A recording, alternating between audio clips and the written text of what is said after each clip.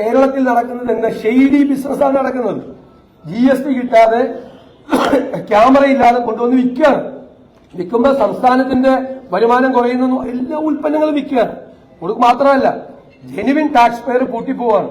ഒരു കടയിൽ തുറന്നു വെച്ച് ഒരാള് കച്ചവടം നടത്തി ടാക്സും കൊടുത്ത് LCT ചാർജും കൊടുത്ത് ആളുകളെ എംപ്ലോയീസ് ആയിട്ട് വെച്ച് നിൽക്കുന്ന ഒരാൾ പൂട്ടിപ്പോവാണ്. ഒരാളല്ല, അനവധി ആളുകൾ. എത്ര കടകൾ പൂട്ടിപ്പോയി? അതെല്ലാം ഈ ഷെയ്ഡി ബിസിനസ് കേരളത്തിൽ നടക്കുകയാണ്. സ്വർണത്തിൽ ഷെയ്ഡി ബിസിനസ് നടക്കുകയാണ്.